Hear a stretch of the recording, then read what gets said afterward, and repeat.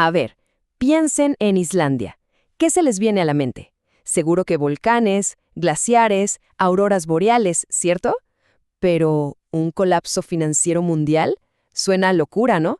Pues créanlo o no, esta es la increíble historia de cómo esa pequeña isla se convirtió, casi de la noche a la mañana, en el epicentro de la crisis económica más grande que hemos visto desde la Gran Depresión. Para que se hagan una idea de lo particular que es este lugar, empecemos con algo que parece sacado de un cuento. Resulta que más de la mitad de la gente en Islandia cree en elfos. Sí, así como lo oyen, o por lo menos no lo descartan. Estamos hablando de un país con paisajes de otro mundo, creencias súper particulares y, ojo, con menos de 400,000 habitantes. Entonces, aquí viene la pregunta del millón. ¿Cómo es posible que un país tan chiquito, más conocido por sus sagas vikingas y sus elfos que por sus finanzas, terminara provocando una crisis que hizo temblar a todo el planeta? Bueno, pues de eso se trata este análisis. Vamos a desentrañar este misterio. Ok, esta es nuestra hoja de ruta. Primero, vamos a ver ese auge increíble de Islandia. Luego, cómo se enganchó todo con la burbuja inmobiliaria en Estados Unidos. De ahí, pasamos al colapso global y lo que se aprendió de crisis pasadas. Analizaremos qué es exactamente una burbuja financiera y, para terminar, regresaremos a Islandia para ver qué onda con su futuro. Y bueno, nuestra historia arranca justo antes de la crisis de 2008. En ese momento, los banqueros islandeses tuvieron una idea muy ambiciosa. Dijeron, ¿y si dejamos de depender solo de la pesca y convertimos a nuestra isla en un gigante de las finanzas mundiales? Vieron una oportunidad de oro y se lanzaron de cabeza. Y lo que pasó fue una locura, una explosión total. Para que se den una idea, los 3 bancos más grandes del país llegaron a ser 10 veces más grandes que toda la economía islandesa. ¿Se imaginan? ¿Y cómo lo lograron? Fácil, ofrecieron tasas de interés altísimas, mucho mejores que en el resto de Europa. Claro, la gente de lugares como el Reino Unido y los Países Bajos empezó a mandarle sus ahorros. El dinero literalmente comenzó a llover sobre Islandia. Y con toda esa plata entrando, ¿qué hicieron los bancos islandeses? Pues se fueron de compras a nivel mundial. Empezaron a comprar de todo. Empresas en el extranjero, propiedades de lujo, hasta equipos de fútbol ingleses.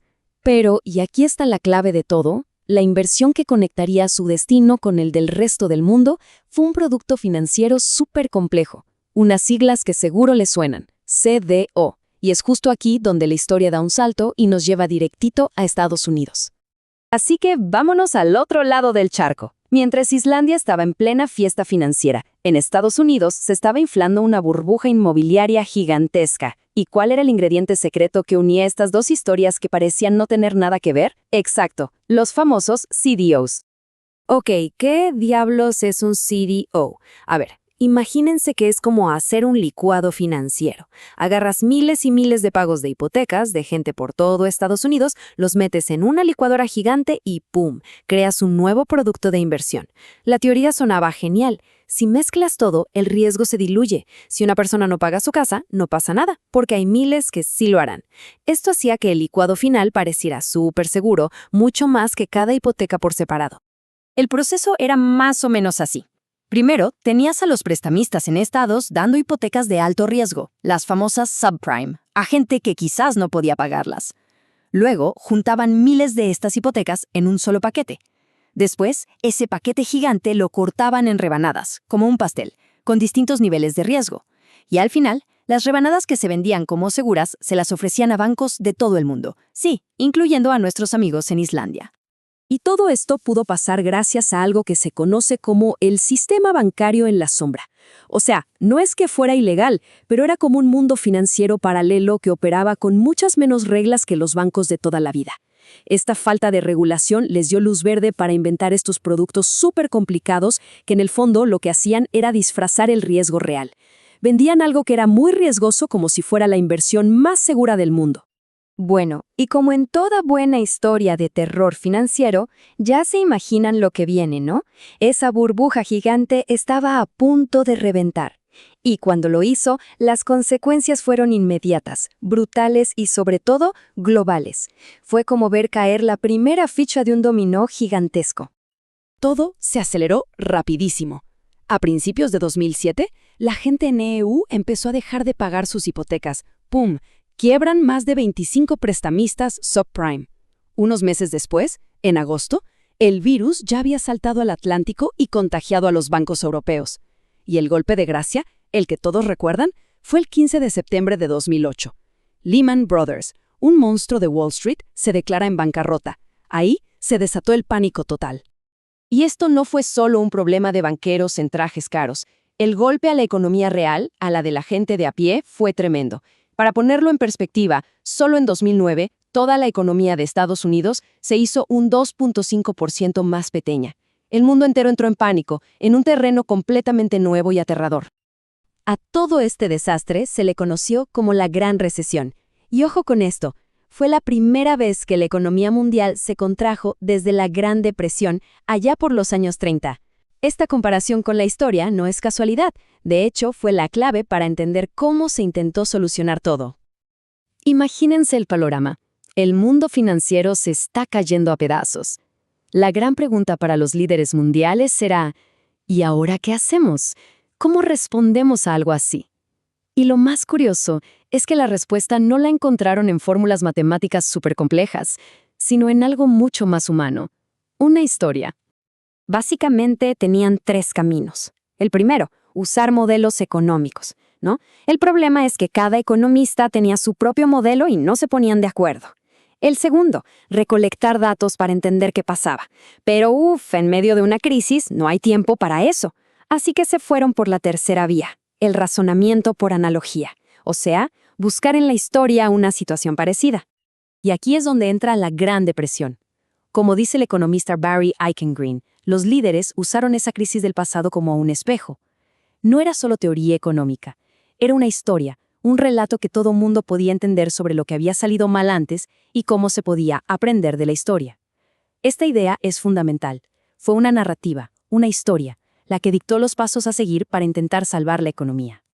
Y el contraste es brutal. En los años 30, la respuesta fue súper lenta, tardaron años en reaccionar. Pero en 2008, aprendiendo de ese error, gente como Ben Bernanke de la Reserva Federal y el presidente Obama actuaron a la velocidad de la luz. En cuestión de meses, ya estaban inyectando dinero y estímulos a la economía para frenar la caída. La lección estaba aprendida. Ahora, es importante entender que lo de 2008 no fue algo único en la historia. Para nada. Las burbujas financieras son como un fantasma que aparece una y otra vez. Y lo más interesante es que casi siempre siguen la misma receta, una especie de fórmula perfecta para el desastre. Y si no, miren la lista. Tuvimos la locura de los tulipanes en Holanda en el 1600. La gente vendía sus casas por un bulbo de tulipán. Luego la burbuja de los mares del sur, la manía de las bicicletas a finales del siglo XIX y, claro, la más reciente que muchos recuerdan, la burbuja de las .com en el 2001. La historia está plagada de estos momentos de euforia irracional que terminan siempre en un colapso. De hecho, un par de historiadores, Quinn y Turner, encontraron la receta. Son 3 ingredientes. Primero, necesitas un activo que sea súper fácil de comprar y vender. Segundo, necesitas que las tasas de interés estén por los suelos. Así la gente se desespera por encontrar dónde poner su dinero para que rinda más. Y tercero, el ingrediente final, la especulación. Un montón de gente, muchos sin experiencia, se meten al juego pensando que se van a hacer ricos de la noche a la mañana. Y con esta receta en mente, volvemos a nuestro punto de partida, Islandia. Después del tremendo golpe que se llevaron con la crisis bancaria, el país, irónicamente, se encontró en una posición súper interesante para ser protagonista de la siguiente granola financiera. Una que, adivinen qué, tiene mucho en común con las burbujas que ya vimos. Y el ejemplo perfecto de esa receta en acción es la burbuja del Bitcoin de 2017 y 2018. Piénsenlo. Bitcoin era fácil de comprar y vender, ¿no? Las tasas de interés en todo el mundo seguían bajísimas y, por supuesto, una avalancha de especuladores novatos se lanzó a comprar. El resultado, el precio se fue de menos de $1,000 a casi 20,000 en un solo año, para después desplomarse un 72%. La receta funcionó a la perfección. Y aquí es donde todo vuelve a conectar. Resulta que la geografía de Islandia, con su energía geotérmica súper barata y su clima frío, es el lugar ideal para la minería de criptomonedas. Esto nos deja con una pregunta fascinante para cerrar. Con este nuevo boom, ¿está Islandia caminando directo al centro de la próxima gran burbuja financiera? ¿O esta vez sí están sentando las bases de lo que será el futuro de las finanzas?